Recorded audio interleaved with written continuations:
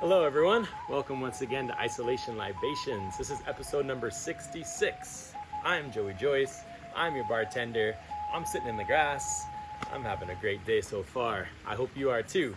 Now, we make cocktails every weeknight to pair along with Brian Chartrand's music.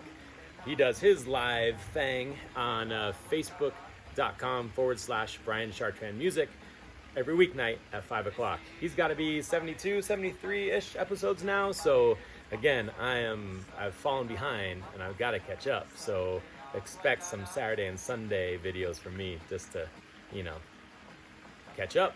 All right.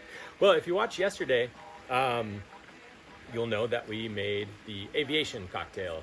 Probably the only cocktail anyone really knows about that features creme de violette.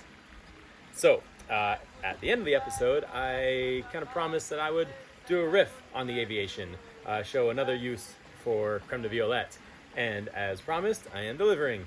This is a play on an aviation. We're going to call it the Plane de Patagonia, because it is also going to feature Chacal, which is a very uniquely Patagonian spirit. It's from Chile. Super cool label. You can see on the side, that's Chile, the outline of the country, and it's really hard to categorize.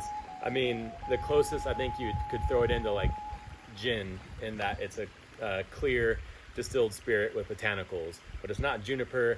It's all uniquely Patagonian plants, herbs, berries. It has the calafate berry. It's cool, man. Some of you may know I spent a couple months down in Patagonia, and I love it there, both in the Chilean part and the Argentinian part of Patagonia. El Calafate, Puerto Natales, El Chalten. Wonderful, wonderful place, and just very grand. It's definitely awe-inspiring, and tasting and smelling the Chacal kind of puts me back there. It is definitely of the place, so it's a really cool spirit, really unique, and I thought it would work well with some of these other floral spirits or liqueurs, because there's a surprising amount of aromatic plants down there. I don't know if it's surprising. It maybe surprised me a bit. One of the things that we're going to garnish with lavender. There was lavender all over the place in El Calafate. Just these huge, glorious bushes of lavender, and it was amazing, and it just smelled like that. And I remember I'd pick them off and just tie it to my backpack, and it smelled so good.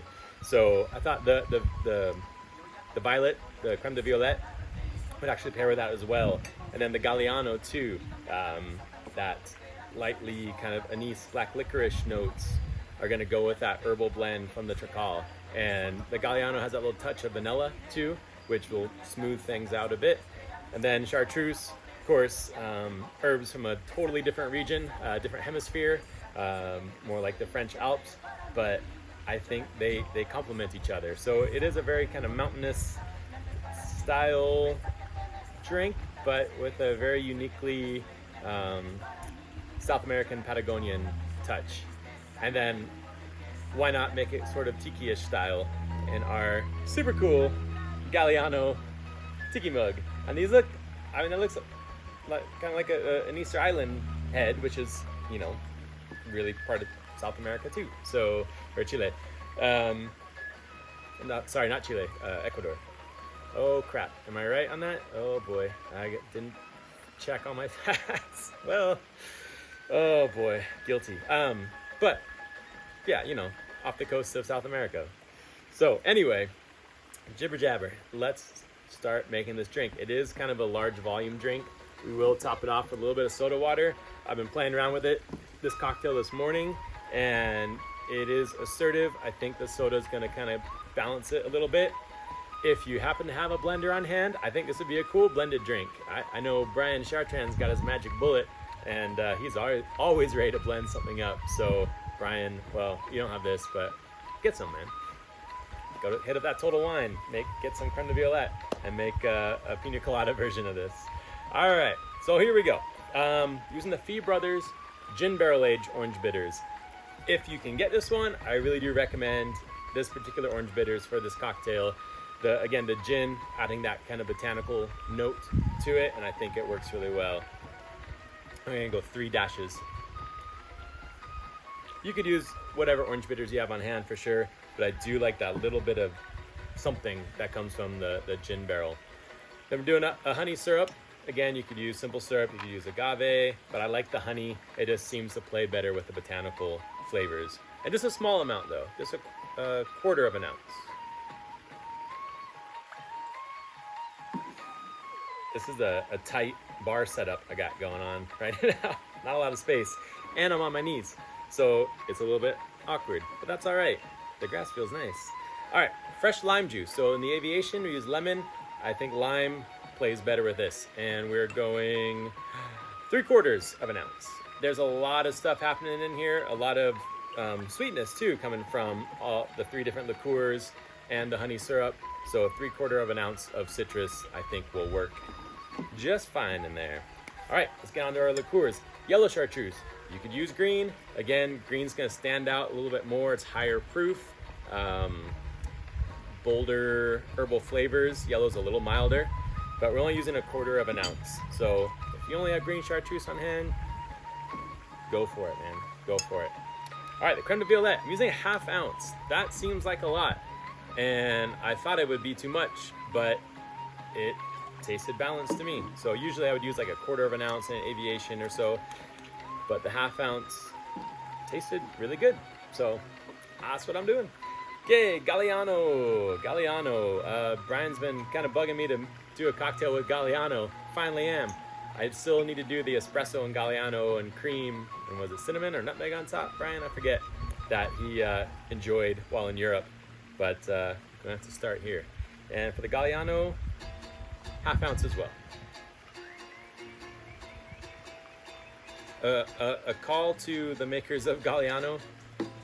Can we please get rid of the yellow number 5? Can we do natural colorings? Just, we don't need yellow number 5, man. We don't need that in our lives. We want natural colors. Okay, I'm just saying. All right, now the Tricol, 2 ounces. 2 full ounces. I really like this Tricol on the rocks also.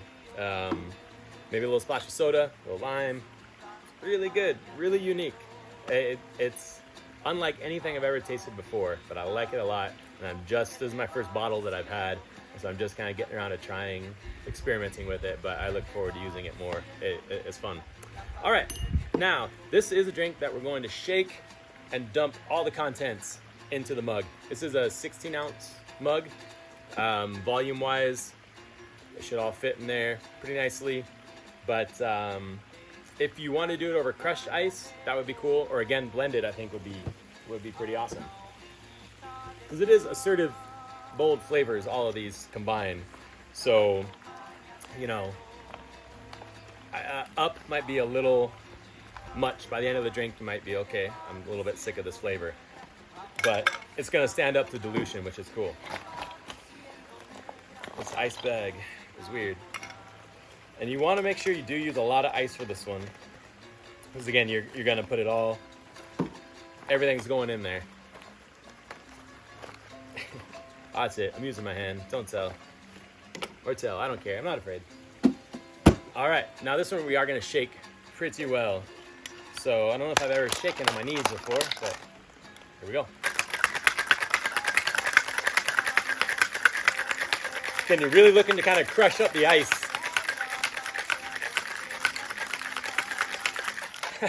I just noticed this mug has a butt. That's funny to me. Maybe you're sophisticated and think that's not funny, but I think it's funny.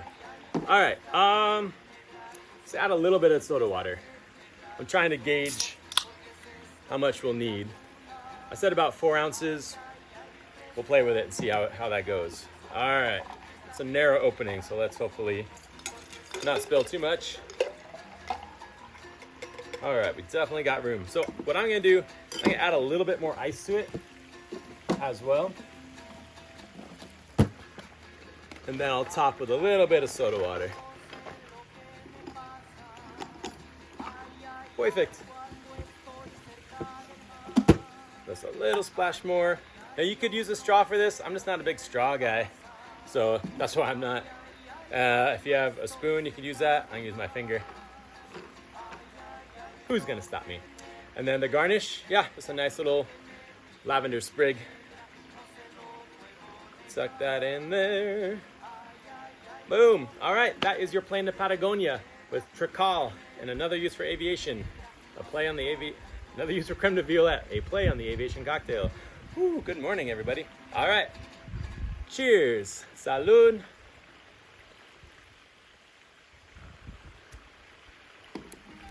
Oh my. Oh, that's good. Cool. Listen to Brian's music on Facebook.com/Brian Sharktan Music. And he will be taking the weekend off. Happy 4th of July, everybody. But I'll be still working. I'll make some videos. I'll see you tomorrow. Ciao.